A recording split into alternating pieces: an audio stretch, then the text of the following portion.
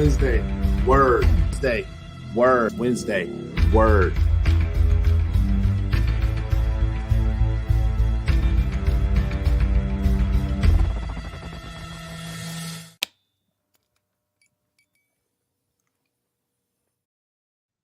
And we are live. What's going on? Facebook, LinkedIn, and YouTube Live. It is your man, Coach Rowe. Today is Wednesday. I'd like to welcome you to the first row. And if it is Wednesday, you should know what that means. It's time for the Wednesday word. That's Wednesday word. Jumping straight into it. Tonight's topic is impatience. As always, I like to share what I mean by my topic. So what do I mean when I say the topic impatience? Really what I mean by the topic impatience is how we create disappointment in our lives by being impatient with processes. Processes being things that take time to develop or develop over time.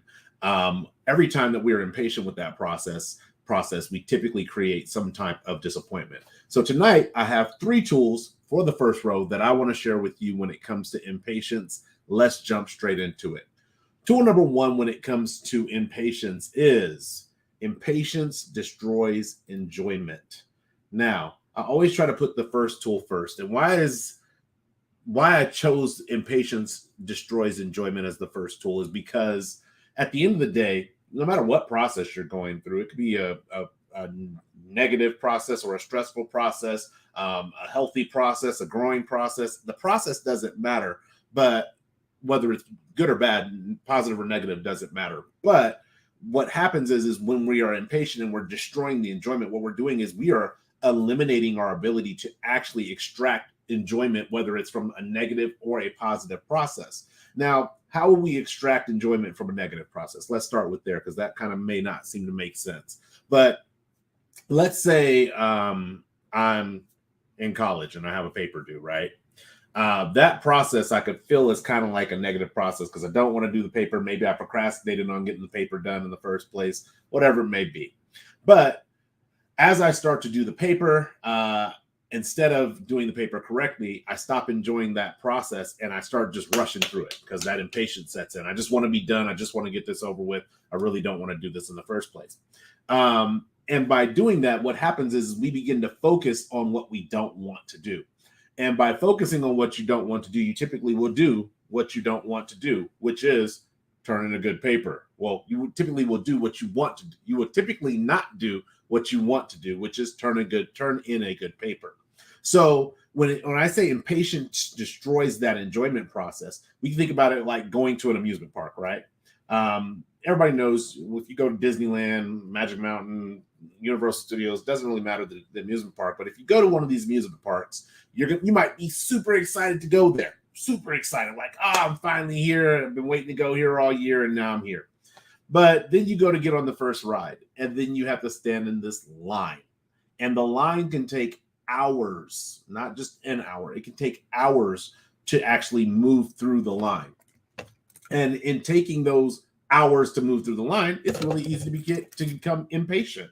And now all of a sudden, this trip that you have been looking forward to, you've maybe saved for, you spent a good amount of money to get a ticket to get into the amusement park for. Now all of a sudden, this trip doesn't have the enjoyment because you're frustrated about lines. You're frustrated that you have to wait before you can get on a ride. Now, there's some things you can do to kind of spin through that process, maybe get a fast track pass or some kind of VIP access to front of the line access. You might be able to do that, but even in those situations, you're still going to run into a line. And how horrible will that experience become if all you did was focus on the lines that you had to wait in? Oh yeah, man, we went to Disneyland. We had a good time, but it wasn't the best time actually. Now that I think about it, because we spent about 6 hours in lines and only got on 3 rides. Yeah, you're going to destroy your enjoyment of the actual experience. The reality is that you got to go to Disneyland. And even if you only got to get on 3 rides, that's 3 rides that you wouldn't have gotten on had you not been in Disneyland. That's 3 rides that you've not gotten on if you had not been in the actual amusement park.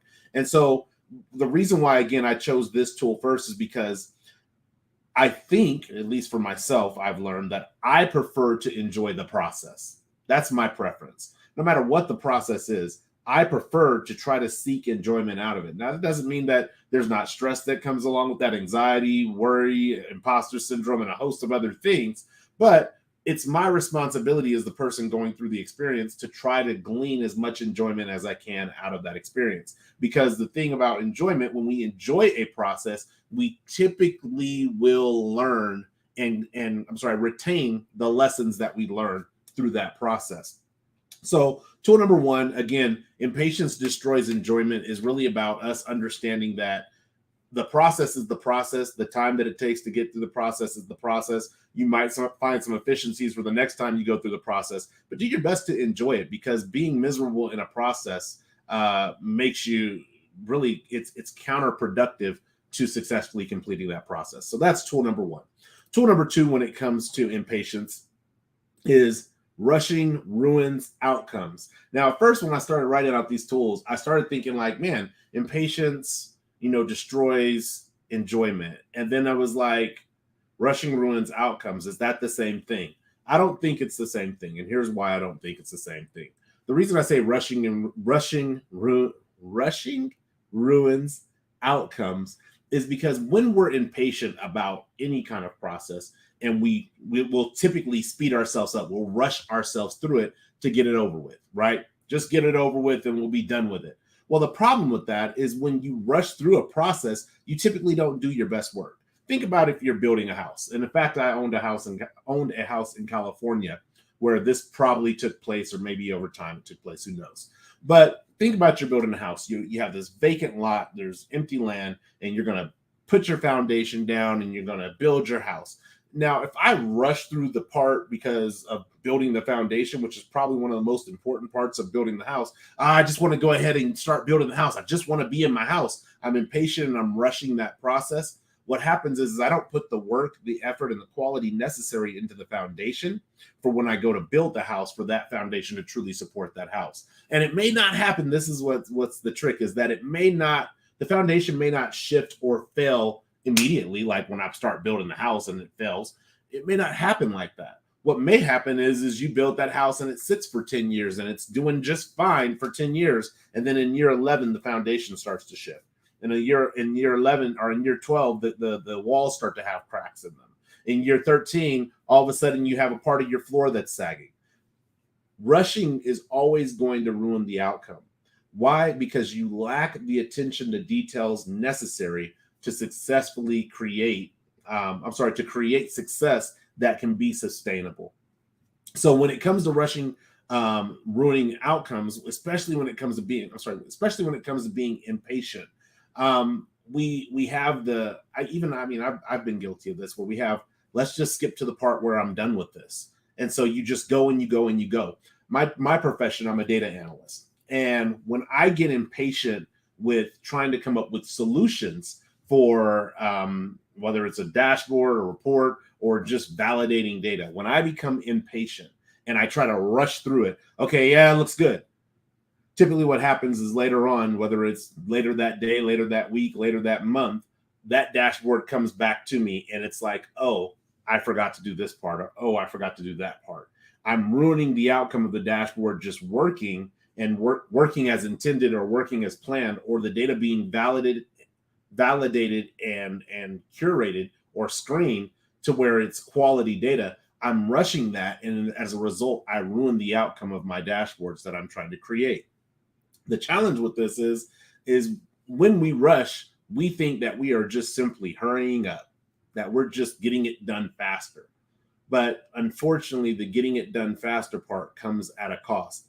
And when you think about if you're getting it done faster, especially when it comes from me in data analytics, when I think about, did I get it done faster? The problem is that if that breaks down because I got it done fast for the moment, but it wasn't correct, then I actually have to typically start the process all over, or go over my notes, or reread or rewatch videos on requirements that I've gathered. So the rush or the hurrying up, it ruins the outcome, because the reality is the time that I think I'm saving by rushing, I end up having to start a little bit over from the beginning, not from scratch, but from the beginning, to relearn what it is that I need to fix and then fix what I need to fix. So it ends up being this rush portion. It ends up being learning portion again, and then fix portion. So it almost becomes twice as long to create a dashboard or a report when I rush things. So when it comes to being impatient, I don't like to tell people what they have to do. I recommend that you work on pacing yourself. Processes work very well when you can pace yourself. Think about the aspect of like goals. I don't know if I put a thought of the day up on this about our goals, but think about when you set a goal, and I mean like a big goal. Think about just something as simple as home ownership, right? I want to buy a house. In order to buy a house, I'm probably going to need a down payment. And whether that down payment is 3% or 20%, I'm going to need some kind of money to put down on the house. Then we're not even going to talk about the closing costs and all the other stuff that you got to pay, but just the down payment, right? Let's say I have a $10,000 down payment. If I'm rushing through a process, let's say I'm making investments, well, I have $1,000 and I can turn that into $10,000 if I put that into this, you know, too good to be true opportunity. And I rush, I don't vet that opportunity, and I put that money into that opportunity. And then 4 months later, that $1,000 is gone. Well, now I have to start all over from zero. When we rush, or we try to do what I call the hurry up offense method, where we're just hurry up, set height, set height, set height, we're not planning adequately. Now, when we take our time and we slowly move through processes, or we methodically, I think would be a better word, because I don't necessarily think you have to move slow, but we methodically move through processes, and we methodically move through impatience, because impatience can come up, but that doesn't mean you have to rush yourself. You can be impatient with a process and move through that impatience without rushing the process. But when we set ourselves up to methodically move through a process, what that does is it gives us the ability to set smaller goals. So if I want to buy a house in the next 3 years and I need to save $10,000, that's about $3,333 I need to save a year. And I can break that up into smaller chunks. Even I can break that up into uneven chunks. It doesn't have to be an equal amount over 12 months. It could be something like, well, I know I get 5 checks in the month of June, so I'm going to take those 5 on that 5th check. I'm sorry, I get 3 checks in the month of June. And on that 3rd check in the month of June, I'm actually going to take that and contribute that to the pot. That helps you in the aspect of not maybe having to put so much every single month, which some people may or may not be able to afford.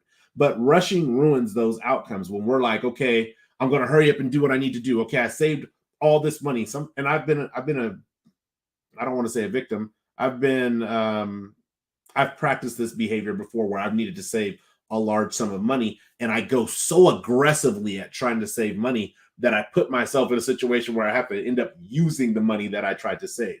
This is what I mean when I say rushing ruins outcomes. If the outcome is to save money, then I should put myself in a situation to where I can save comfortably, I can contribute to that savings pot comfortably, and there shouldn't be too many things that disrupt that savings pot. Now, in life, things do come up, but it's okay if they come up and it's a matter of just life happened that way. And don't get me wrong, sometimes we create the life that comes up, but I'm just saying, if life just so happens to come up, your car breaks down or you get a flat tire, and you have to dip into that money, that's okay. But when we're rushing and it's just like, oh, I saved $6,000 in the first month.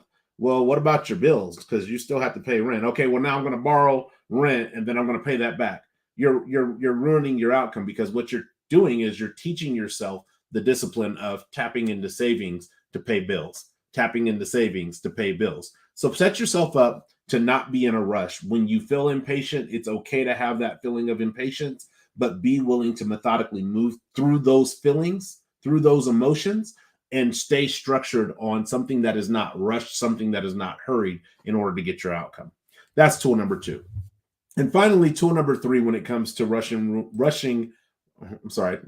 impatience, is create. That's not the tool. I don't know why my technology keeps doing this, but I will put it in here now because I always have it on my other backup screen. Thank goodness. Boom. Tool number 3, when it comes to impatience, is impatience typically takes us further down the wrong path.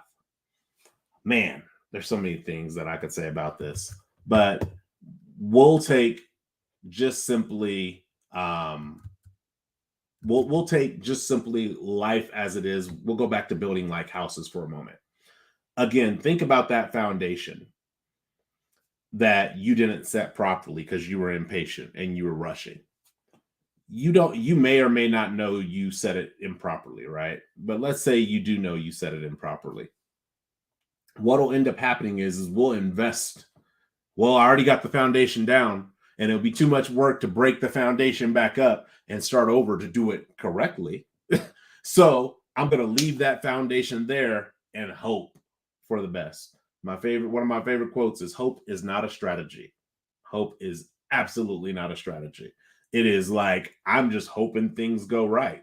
A good example of this, a couple partners and I acquired a rental unit, and in that rental unit, we got homeowners insurance on the rental unit. Well, recently there was water damage on that rental unit. Imagine if we went into that rental unit and when we originally purchased it, and we're like, you know what? We don't need homeowners insurance. I just hope nothing happens. Now, all of a sudden, there's water damage in the rental unit. We would have a very big problem on our hands, and it would cost us a lot of cash. Even though we have some of the cash for that, that's not what we want to spend our cash on. So, having a homeowners insurance policies has placed us in a situation to where we're not just at the mercy of, oh, well, we hoped nothing happened and something happened. So, when I say that impatience takes us further down the wrong path, what I'm really saying is it invests us further down that wrong path. Going back to that house, you didn't do what you were supposed to do. Now you're committed to not fixing the issue that you created by being impatient and ruining your outcome by being in a rush. Now you've committed to not fixing that thing, and you're putting a house up that's going to have a later issue somewhere down the road. That's the what's the word? That's the trade-off with impatience versus patience. When we're patient with ourselves, when we're patient with processes, even when we're patient, and this is going to be a big place for a lot of people, even when we're patient with the mistakes that we make, when we're patient with those things, we give ourselves the space to make the corrections that we need to make when we see them, not when they become bigger issues. That's really what this is all about tonight. When I talk about impatience, I'm talking about our ability to slow down in the processes that we're in, whether it's financial, whether it's educational, whether it's your career, whether it's your relationship, slowing down in those processes and being able to have the patience, not only with the process, but the patience with yourself to be able to make the most effective and most effective decisions that you can make that will set you up for the highest level or probability of success. That's really what tonight is about. If you're going to take yourself further down a path, make sure it's going to be the right path, not the wrong path. And in order to do that, you can't be in a hurried, rushed, impatient state because, yeah, granted, there's some instincts that we have, but a lot of our instincts, like our Neanderthal instincts that we still hold on to, are derived from fear. Really, that's probably the bonus tool, is that typically when we are impatient about something, we're impatient about a process, we're probably trying to hurry that process along. I can only speak for myself. I typically am hurrying processes along because if I'm going to be disappointed, I want to be disappointed as fast as possible. But the reality is that's a space of being fearful or worrisome of disappointment. And so if we're going to be able to get to good outcomes, if we're going to be able to invest in right decisions and on the right path, if we're going to be able to enjoy processes, we're going to have to figure out a way to learn to be patient with ourselves and how to move through the times when we have emotions of impatience. So really quick, let's go over the top 3 tools, or the 3 tools that I have for you this evening when it comes to impatience. Again, tool number 1 is impatience destroys enjoyment. The more impatient you are with your processes, the more you're going to probably corrupt and disrupt the enjoyment that you could be experiencing in that process. Tool number 2 is rushing ruins outcomes. I don't know why that's a tongue twister for me, but rushing ruins outcomes. The more rushed we are in an outcome, or the more rushed we are in a process, the more likelihood that outcome is not going to be exactly what we wanted it to be. And probably in many cases, not even close to what we want it to be. And then finally, again, tool number 3 is impatience takes us further down the wrong path. It's almost like we double down when we're impatient because we have decided to throw caution to the wind.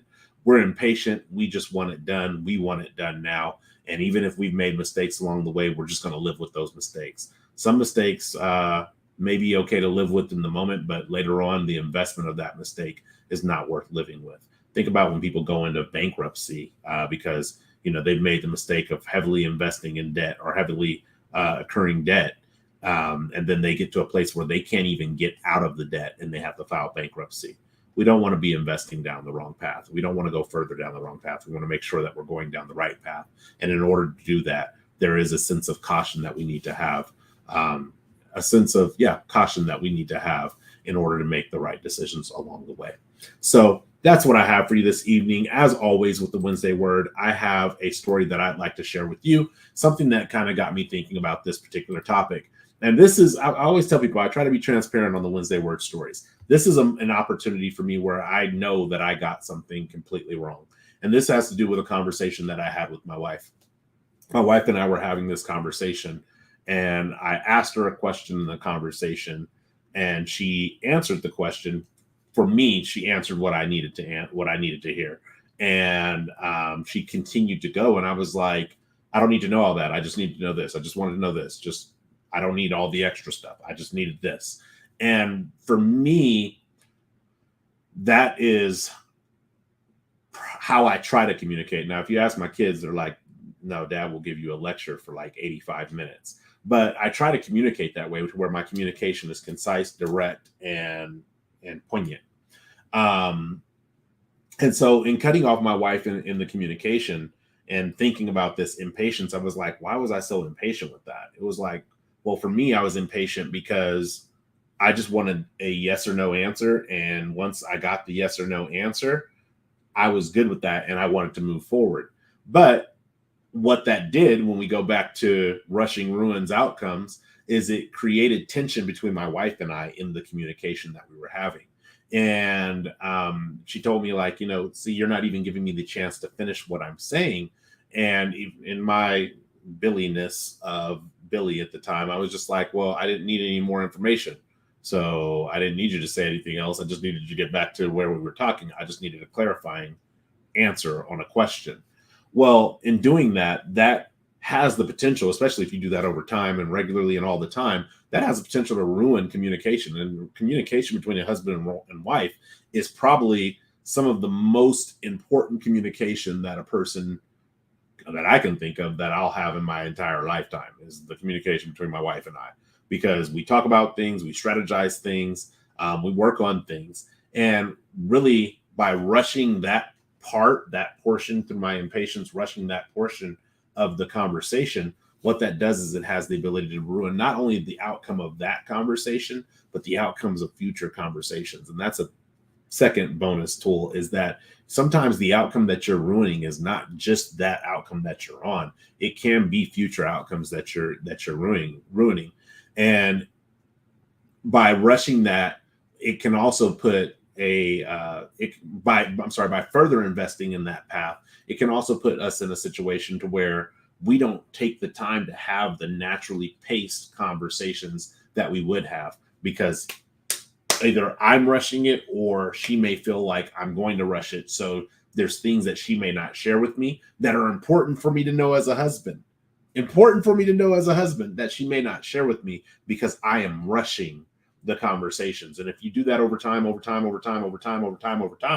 eventually it's like, why aren't you communicating with me? Well, because I don't like what it feels like when I communicate with you. Hey, what's going on, Gina? Billiness. Yes, that is a new word. Just created that. But really, this is an area that I'm continuing to work on myself on, because I have extremely high expectations of myself, not even of other people, just of myself. And sometimes those high expectations that I have cause me to try to figure things out, or cause me to try to jump to conclusions that have not been presented to me yet. And so it's something that I'm working on. I'll tell you now, I don't profess to be the expert or have everything in my life right. There's plenty of areas that I struggle in, plenty of areas that I have to grow in. But this is an area that I have to grow in, is being more patient and less impatient, and being able to apply patience when I have feelings of impatience. So that's what the Wednesday Word is about tonight. Nothing major, nothing big. I do have a major announcement. Is it next Wednesday? Next Wednesday. No. Yes. No. Yes, next Wednesday. Next Wednesday. But the next time you will see me see me live will be on the men's circle. So if you're a man, ages 0 to 100, and you have not jumped on the men's circle, I recommend you jump on the men's circle coming this upcoming Tuesday, which would be August 15th. And that time will be at 6 p.m. Pacific Standard Time. So other than that, as always, if you like this video, share it. If you share this video, please like it. I'm happy to engage with you in the comments, and I'm happy to engage with you in the live chat if you're watching live. But until the next time, thank you guys for tuning in. One love, peace, and God bless. Thanks for sitting on the first row.